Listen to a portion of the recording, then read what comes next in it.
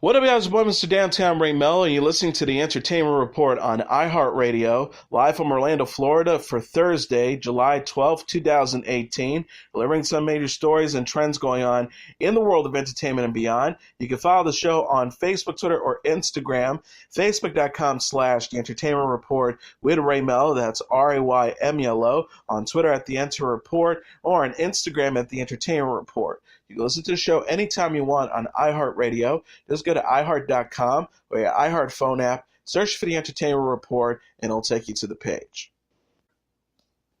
District 9 Asylum and Chappie director Neil Blomkamp is slated to helm the next installment in the RoboCop film franchise, MGM Studio announced Wednesday. The company tweeted, Justin Rose rewriting a sequel script by creator Ed Neumeyer and Michael Minner, hashtag RoboCop.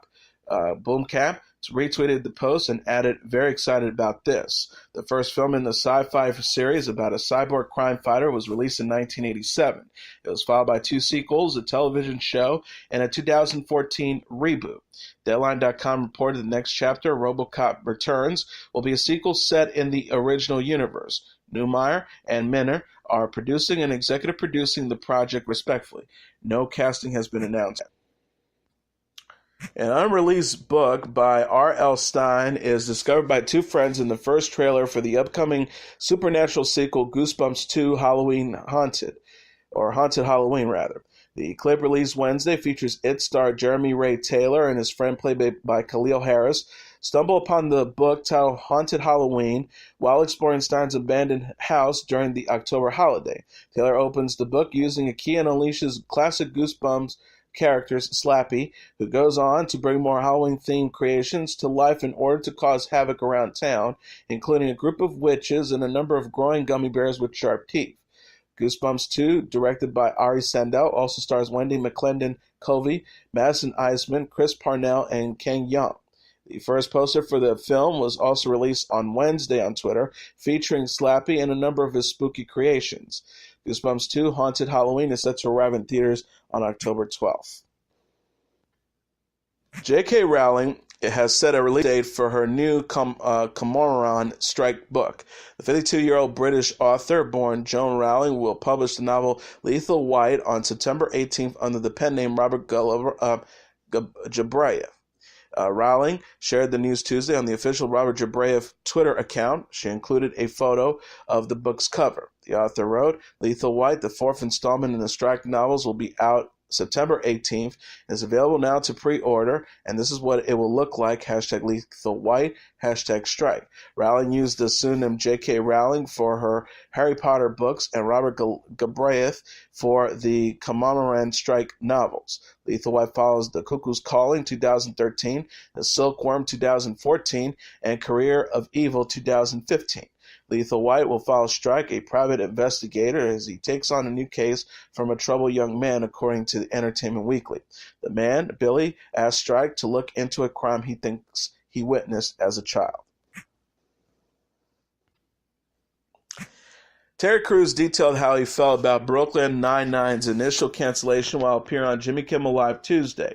The actor said it was like the most dramatic thing ever when asked about how the police comedy's cancellation by Fox and subsequent renewal for a sixth season by NBC. He continued, it was the shock of a lifetime, before explaining how fans and celebrities expressed their love for the series online. He said, the internet flipped out. There has never been a greater example than the difference between Nielsen ratings and what people are actually watching than Brooklyn Nine-Nine. We had Guillermo del Toro, we had Lin-Manuel Miranda, Mark Hamill saying, this is our favorite show, what are you doing? Brooklyn Nine-Nine will mark its return with Season 6 on NBC starting in 2019. Netflix has released on social media the first poster for their upcoming television reboot of Sabrina the Teenage Witch titled The Chilling Adventures of Sabrina. The poster posted onto Twitter Tuesday features a silhouette of Sabrina featuring the character's signature bob hairstyle along with the black cat. Netflix captioned the image, Chilling Adventures of Sabrina is coming, hashtag CAOS. The series set to star Kiernan Shipka, and the title role will feature a darker take on the character as she comes to terms with being a half-witch, half-human hybrid and begins to dabble in witchcraft. It is based on the Archie Comics horror series of the same name. The project hails from the creative team behind Riverdale, including Chief Creative Officer of Archie Comics, Roberto Aguilar Sacasa, serving as a showrunner and executive producer alongside George Berlanti, Sarah Schechter, John Goldwater, and director Lee Tomlin Krieger. Lucy Davis, Miranda Otto, Richard Coyle, Ross Lynch, Tati Gabrielle, Michelle Gomez, Chance Perdomo, and Bronson Pinchot are also set to star. Netflix has ordered 21-hour-long episodes of the chilling adventures of Sabrina. Melissa Joan Hart previously starred in ABC's Sabrina the Teenage Witch, which ran from 1996 to 2003. Sarah Palin says that she and her daughter fell victim to Sacha Baron Cohen and were tricked into giving an interview she referred to as an expletive.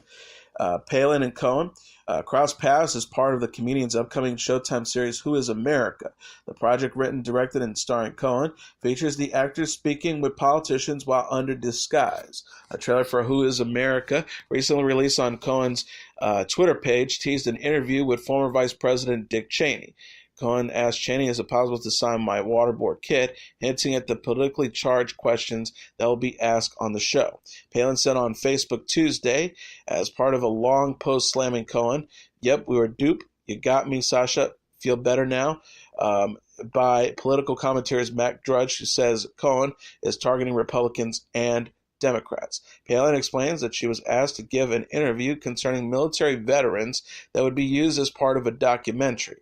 She says, for my interview, my daughter and I were asked to travel across the country where Cohen, I presume, had heavily disguised himself as a disabled U.S. veteran, fake wheelchair and all. Out of respect for what I was led to believe would be a thoughtful conversation with someone who had served in uniform, I sat through a long interview full of Hollywoodisms, disrespect, and sarcasm, but finally had enough and literally physically removed my mic and walked out, much to Cohen's charred grin. The disrespect of our U.S. military and middle-class Americans via Cohen's foreign commentaries under the guise of interview questions was pervasive.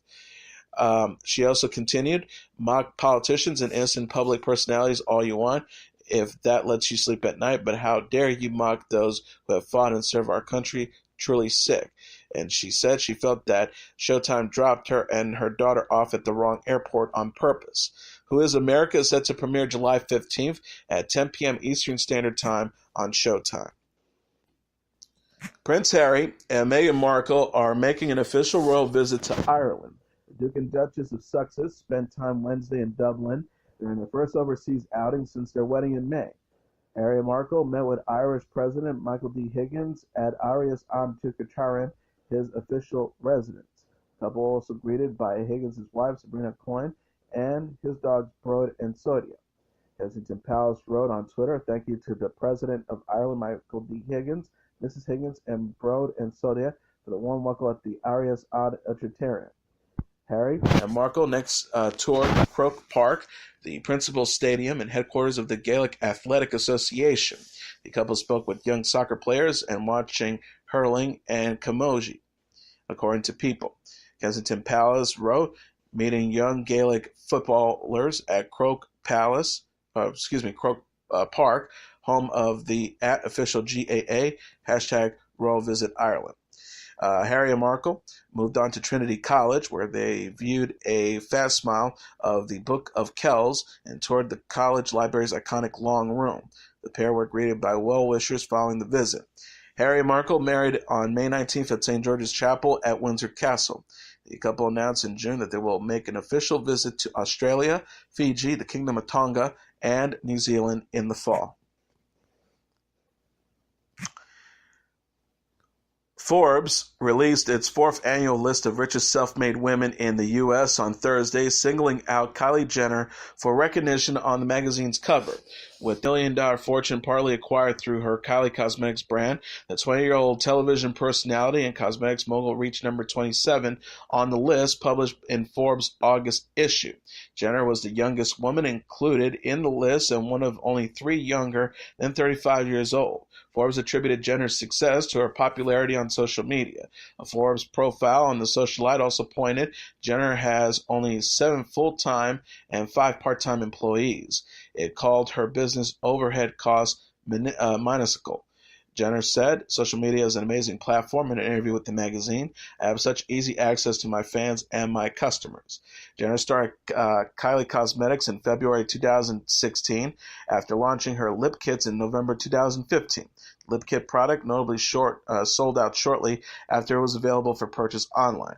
In November, Jenner opened 7 Kylie Cosmetics pop-up stores for a limited time in Los Angeles, New York, Houston, Chicago, Las Vegas, Atlanta, and Miami.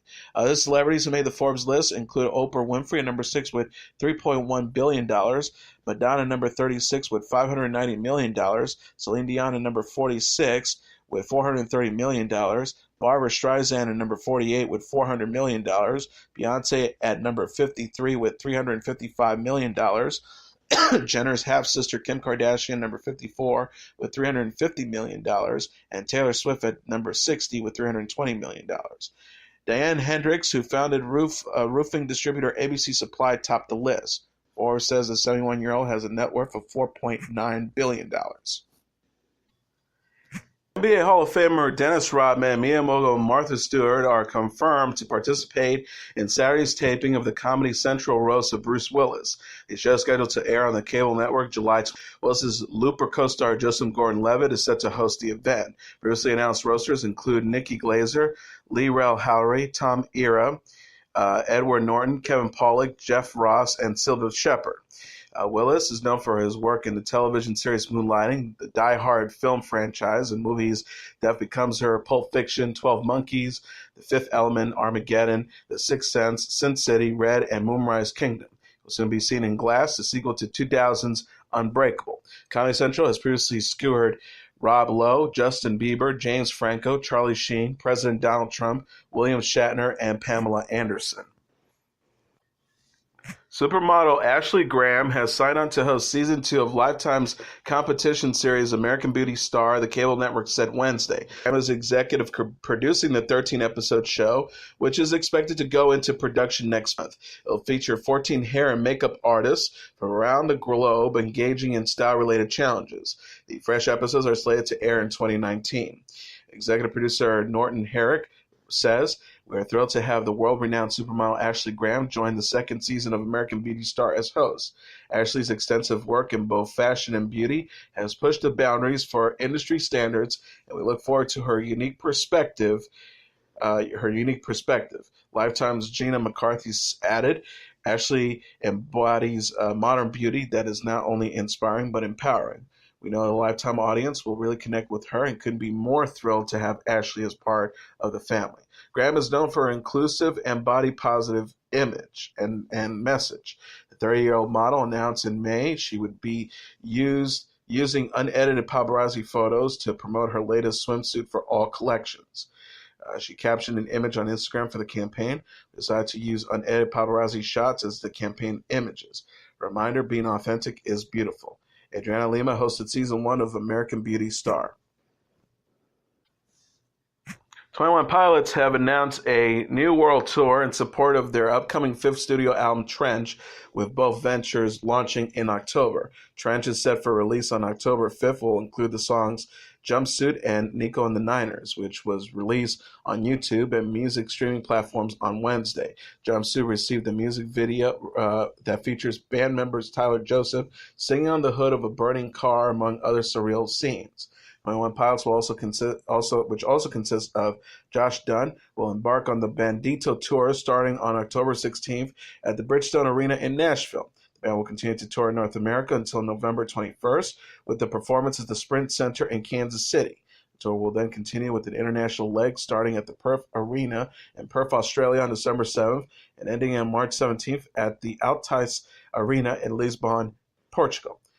Registrations for first access tickets through Ticketmaster's Verified Fan Program has begun and will last until July 15th at 11:59 p.m. Eastern Standard Time. All remaining tickets will then go on sale to the general public starting on July 20th at 10 a.m. local time. Trench follows the release of 2015's Blurry Face, which became the first album to have every track at least certified gold by the Recording Industry Association of America.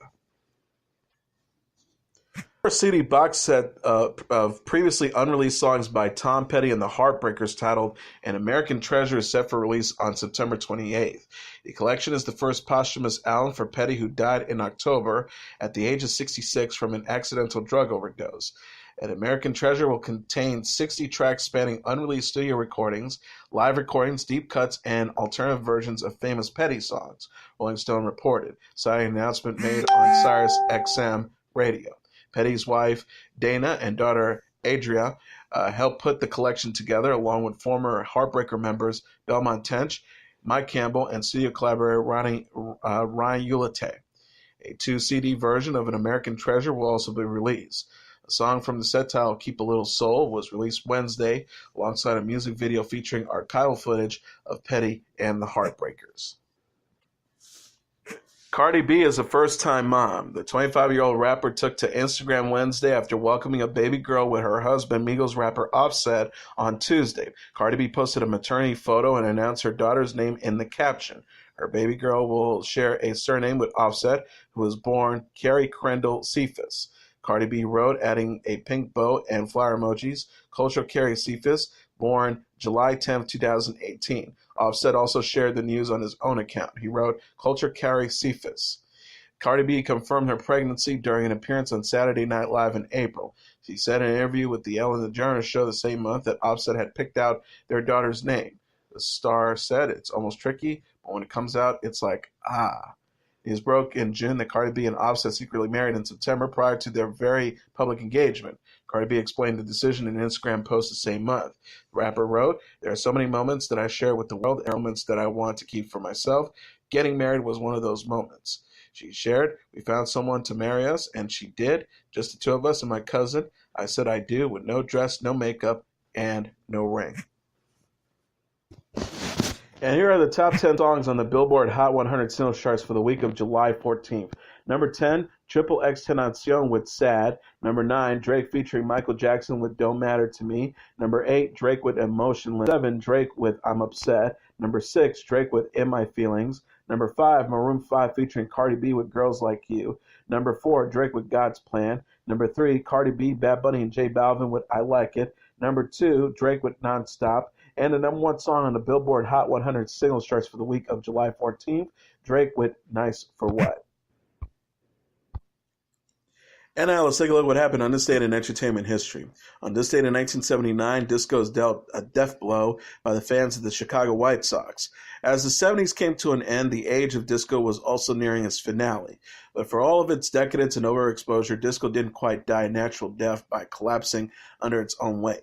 Instead, it was killed by a public backlash that reached its peak on this date in 1979 with the infamous disco demolition night at Comiskey Park. That incident, which led to at least 9 injuries and 39 arrests and the cancellation forfeit of a Major League Baseball game, is widely credited, or depending on your own perspective, blamed with dealing disco its death blow. The event was the brainchild of Steve Dahl and Gary Meyer, popular disc jockeys at Chicago's WLUP, the Loop FM. Dahl had only recently moved to WLUP from rival station I when that station switched to an all-disco format, a relatively common reformatting trend in American radio in 1979. But however, many other rock DJs were displaced by disco. Only Dahl was inspired to launch a semi-comic vendetta aimed at the, quote, eradication and elimination of the dreaded musical disease. On May 2nd, the rained out of a game between the Chicago White Sox and the Detroit Tigers led to the scheduling of a doubleheader on July 12th. Dahl and Meyer approached the White Sox with a rather unorthodox idea for an attendance-boosting promotion. Declared July 12th Disco Demolition Night, and allowed Dahl to blow up a dumpster full of disco records between games of the doubleheader. White Sox executive Mike Vick embraced the idea in the same spirit with which his father, legendary team owner Bill Vick, had once sent a little person to the plate in a Major League Baseball game in order to amuse the fans and draw a walk. The first mistake organizers made on Disco Demolition Night was grossly underestimating the appeal of the 98 cents discount tickets offered to anyone who brought a disco record to the park to add to the explosive rigged dumpster. WLUP and the White Sox expected perhaps 5,000 more fans than the average draw of 15,000 or so at Comiskey Park. When they got it, instead was a raucous sellout crowd of 40,000 plus, and an even more raucous overflow crowd as many as 40,000 more outside on Shields Avenue. The second mistake was failing to actually collect those disco records, which would become dangerous projectiles in the hands of a crowd that was already out of control by the time Dahl detonated his dumpster in center field during warm-ups for the evening's second game. What followed was utter chaos as fans by the thousands stormed the field and began to wreak havoc, shimmying up the foul poles, tearing up the grass, and lighting vinyl bonfires on the diamond while the stadium scoreboard implored them to return to their seats. Conditions were judged too dangerous for the scheduled game to begin, and the Detroit Tigers were to win by forfeit. Also on this date in 2008, a girl named Vivian Marchelaine and a boy named Knox Leon are born to actors Brad Pitt and Angelina Jolie at Foundation Lebanon Hospital in Nice, France. The twins' arrival made headlines around the world as their celebrity parents had become a source of media fascination since their romantic relationship became public in 2005. In addition to the twins, a high-profile couple nicknamed Brangelina by the media had two sons, Max Maddox, adopted from Cambodia, and Pax, adopted from Vietnam, a daughter, Sahara, adopted from Ethiopia, and a biological daughter, Shiloh, who was born in Namibia. Jolie and Pitt appeared on the August 18, 2008 cover of People magazine with the twins. The couple were paid a reported $14 million, which they donated to charity, for the cover image and a 19-page photo spread inside the magazine. Jolie was born June 4, 1975, as the daughter of actor Jon Voight, with whom she appeared at the age of 7 in the movie Looking to Get Out in 1982. Jolie won an Oscar for Best Supporting Actress for Girl Interrupted and became world famous for her starring role in the blockbuster action hit Lara Croft Tomb Raider 2001. She also appeared in such films as The Good Shepherd 2006 and A Mighty Heart in 2006. From 1996 to 1999, the multi-tattooed actress was married to British actor John Lee Miller, with whom she co-starred in the 1995 film Hackers. Jolie had a well-publicized second marriage to actor Billy Bob Thornton that lasted from 2000 to 2003. The two reportedly wore veils of each other's blood around their necks. Pena was born December 18, 1963, rose to fame in the early 1990s with the roles in such films as Thelma and Louise, 1991, A River Runs Through It, 1992, and California, 1993. He went on to build a long list of starring credits in a number of acclaimed films, including Fight Club, 1999, Ocean's 11, 2001, and Babel, 2006. In 2000, Pitt married actress Jennifer Aniston, most famous for her role in the long-running TV sitcom Friends, in a lavish ceremony in Malibu, California.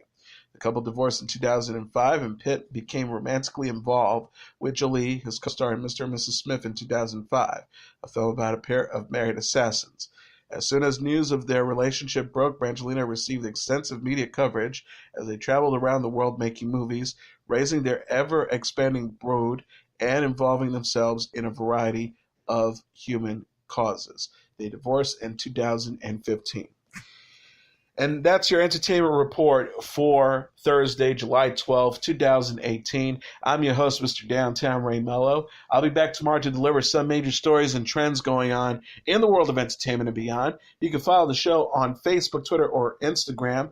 Facebook.com/The Entertainment Report with Ray Melo. That's RAYMELO. On Twitter at The Enter Report, or on Instagram at The Entertainment Report. You can listen to this episode or any previous episodes of The Entertainment Report anytime you want on iHeartRadio. Just go to iHeart.com or your iHeart phone app, search for The Entertainment Report, and it'll take you to the page. Good night, and God bless you all.